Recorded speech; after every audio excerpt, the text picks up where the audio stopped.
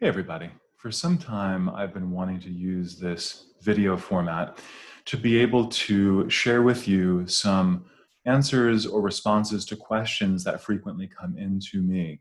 Oftentimes people write me with very extensive information. They write me from all over the world, having all kinds of challenges going on. And I really want to spend all of the time with them to be able to have an in-depth conversation. I often don't have that time or that ability to do that. So I wanted to start to kind of archive some responses through video, sharing with you some questions that are coming into me, and hoping that my response, put forever on YouTube, will be of use to you on your spiritual path. So a question came into me recently, a person telling me that they had been watching a lot of my videos on clearing fear, several of those on YouTube, and they've been having some good experiences with that. But they asked this question: how can I more readily switch from fear to trust in source or trust in spirit? Person says, I live in a pretty tense environment and I have constant anxiety and stress around being verbally attacked. I take full responsibility for my attachment to the energy and do all I can to clear it and release it. But they feel that they're having physical symptoms. They feel like they need to protect themselves. They feel like this is all blocking them from having a full trust in source.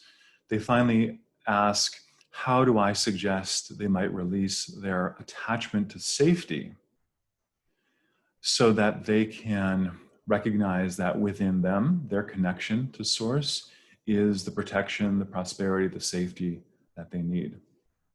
This is a really, really good question. First thing I would say about this is that fear is a name that we give to a particular kind of consciousness. We all are familiar with what that feels like. When we do spiritual clearing work, we're often talking about stuff that has happened in the past. Fear is kind of a reactionary energy to words, circumstances, people, our own thoughts. And when that stuff doesn't, feeling it is fine. But when that stuff doesn't get released, doesn't get processed in our being, it can begin to accumulate. And in my work, I talk about this stuff accumulating over the course of many lifetimes and also being inherited from our ancestors. I call that ancestral karma. This is the stuff that we work on in some of the videos I've posted here, clearing out that subconscious. We call it the karmic database. We call it our programming. The distinction there is that when we're doing that kind of clearing work, we don't necessarily have a present moment emotional attachment or connection to that stuff. That old fear might have been created a year ago, 10 years ago. If you're open to it, 10 lifetimes ago, or even 10 generations ago by our ancestors. We don't even know what it is. We don't have any memory of it. But this is the thing that we're learning, is that the body, the mind, the spirit can remember. Even if our minds, our heads don't remember, this part of ourselves, the cells, the organs, our karmic database, our subconscious, our soul, whatever you want to call that, remembers. And the situation around which, say, we had fear 10 lifetimes ago, that may have nothing to do with our present circumstances, but that fear contraction that happens when we have fear, anxiety, worry, and we don't feel it, we don't process it, we don't resolve it, that stuff stays with us. And it becomes kind of like a kink in the hose of our life or our consciousness. And it may be kinking the hose of our consciousness in a way unrelated to the original circumstance. So fear, worry, anxiety, shame, guilt, these are all lower vibrations in consciousness, you could say. When we hold on to them, they can contract part of our being, and that can lead to present moment or in the future, contraction around health, contraction around relationships, contraction around money, contraction around success, contraction around just a feeling of optimism in life. It can contract us in ways that maybe aren't logically and literally related to why it was originally created. All of that to say, in the present moment isn't so much about clearing.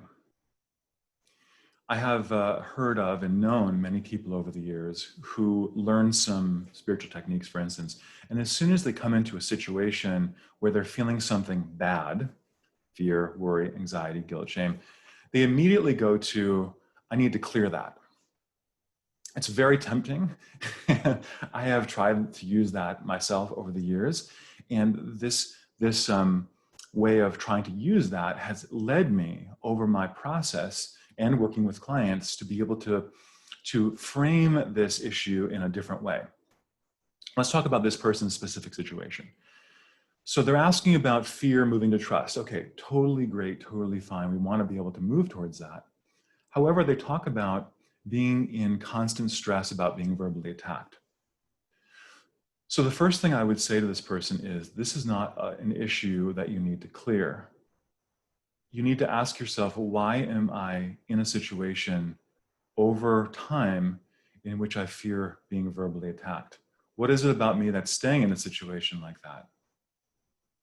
We don't want to go right to, I'm going to clear the emotions so that I can not have this fear. We want to ask ourselves, why, taking responsibility that, yes, it's our emotion. We're not trying to say that we need to blame everything for why we're feeling a certain way. But remember that fear, especially around safety, is an evolutionary impulse within us. It's part of our survival mechanism. You wouldn't go out into the forest and go and seek out some bears that are in the forest and say, oh, I feel threatened, potentially, I feel fear.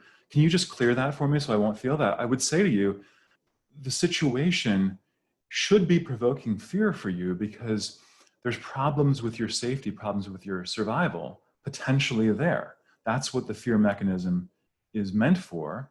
It's meant for a quick change, a correction, for you to have some insight into, oh, wait a minute, I am allowing my boundaries to be violated. I'm doing something here that's perhaps inappropriate. We need to listen to that. What I'm saying is that we need to listen to that first and foremost, rather than simply saying, I just need to clear that. When we go right to clearing something or trying to clear something without first feeling it, without first really understanding it intelligently, this is called spiritual bypassing. And it is rampant in the New Age community. It's everywhere in the New Age community. Emotions are bad. You shouldn't be feeling emotions. You shouldn't have fear. If you are more evolved, you shouldn't be having fear anymore. You shouldn't be having these things come up within you. And I say that's really, really, really unhealthy. And it really creates more suppression and more blockages in the long term. We need to recognize that we are spiritual beings in this human incarnation, and we are going to have emotions. And I think we really should have emotions as long as we are incarnated. It's part of the sort of biochemical experience of being human. We're not going to say, well, I don't have a body, this body is nothing. Some people do say that, trying to bypass that they have any physical mechanism, any chemical mechanism at all. It doesn't matter how I treat my body, it doesn't matter what I eat, because I should just be able to come back into this source awareness. And I say, good luck with that. But people that I've known and I've read about, watched videos of, who have that particular approach, to me, this is my opinion, they don't seem authentic. They don't seem real because they've bypassed the whole of the human incarnation in order to try to get someplace spiritual. Now, in my opinion, every place is spiritual, including right here in this human body, in this human incarnation, in the messiness of the world in which we live in. This is just as spiritual as any place you'll ever be and you'll ever know about.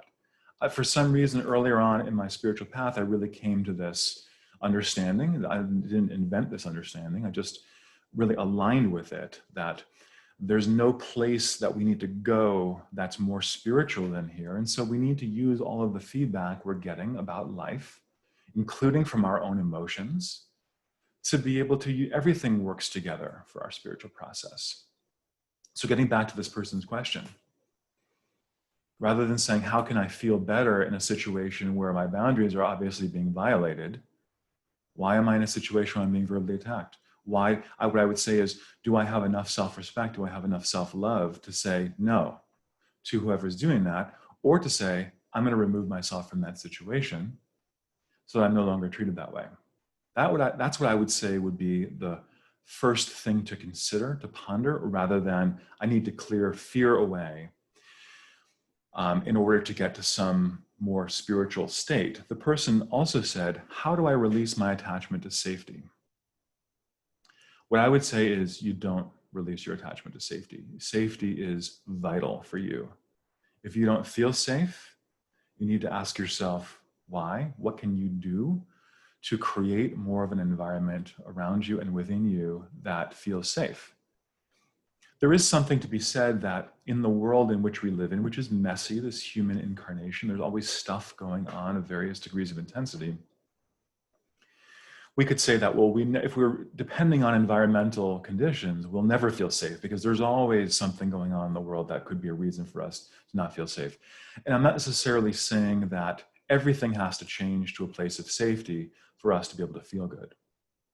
What I'm saying is that we need to honor and respect our own personhood, our own boundaries, our own needs enough to say that safety, feeling safe, especially in my closest relationships, especially in my living environment, closest relationships, family, friends, work relationships. If you're actually feeling threatened in those relationships, you need to look at why you're staying in those situations. If you cannot address the issue within the context of the relationship, feeling safe is perhaps the most important. I know the psychologists and counselors and therapists who are watching this would probably agree to that feeling safe in your skin, your physical body is not about to be attacked, you're not about to be verbally abused, emotionally abused, that you have a reasonable sense that where you're going home, the people that you're connecting with are going to be a pretty positive, at least not threatening your safety. This is the most important thing. Once again, the person who asked this question to me, I would say, do not spiritually bypass your need for safety. Don't pretend it's some highfalutin evolutionary thing that you just need to clear blocks to safety and then you'll be fine. No, you need to use the present moment awareness. Yes, we can clear blocks to safety in your karma, in your soul's history, in your subconscious. Absolutely. Those may help you to be able to figure out, why am I not accessing within myself the demand that I be in a safe environment? But then it's really up to you. It's up to your decisions. It's up to your words. It's up to how you're going to honor your own boundaries. Am I going to allow someone to continue to attack me? Well, if I don't love myself very much, if I don't care about myself, if I have a history where my boundaries are very, very diffuse and I couldn't really ever stick up for myself, or I wasn't encouraged to do that by parents, by religious groups, by teachers, by friends, whatever it might be, that's something to address. So the solution here again is, to me, do all the subconscious clearing you can. That will prepare the way for you to be able to have more access to your power in the present moment, but it does not take the place of you having to actually do the mental, emotional, physical work in this moment of touching base, feeling your feelings, using the feelings as a guidance system to say, well, wait a minute, I'm feeling this way not because I haven't had a clearing today. I'm feeling this way because this person is hurting me.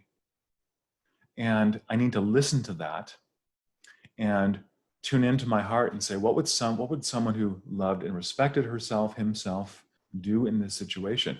If you cannot access that, that's the place for some of your personal practice. I recommend highly to so many people I work with, go to a conscious therapist, go to a psychotherapist, go to a counselor, find the right person for you. And in addition to that, personal practice can be meditation, can be prayer, can be how you're treating your body temple through exercise and through food. It can be working with some of these issues I've talked about. If these things, self-respect, self-honoring, proper boundaries feel difficult for you, working with maybe someone helping you with some homeopathic, some flower essences, working out things that were unresolved in your relationships, present and past. These things are all essential. So no part of our spiritual path ultimately will ever and should never help us to avoid the work that only we can do. We have to do that work. People who tell you don't have to do that work if you just follow their spiritual program, I think, are full of it. And again, I go back to people who abdicate the emotional body. They're like, I'm not going to feel this. I've transcended it. To me, that's spiritual bypassing. And I often the vibe I get in those situations are basically people who don't really feel authentic. They don't feel human. Maybe they're getting brownie points in heaven somehow because of their high spirituality. But I think that we're here in order to experience heaven on earth in this physical form, in this physical body, not somewhere off in the future. And so it is okay to be human. It's okay to have emotions. It's okay to feel things. We don't have to just clear things out of the way all the time. We first, even if we do clearing work, we want to first acknowledge the emotion, feel it, let it be with us. Is there something I need to know from this emotion? I think this is a much more psychologically healthy way to be. So I hope for perhaps all the people who have watched this video that this maybe has shed some light or some insight on the things that you can allow to have done, perhaps through spiritual clearing work, facilitation with me, with others, on your own, but the things that really we all have to do consciously, psychologically, mentally. None of us sort of escape that, and it's an important part of our journey. So friends, thanks for watching this. I look forward to seeing you soon.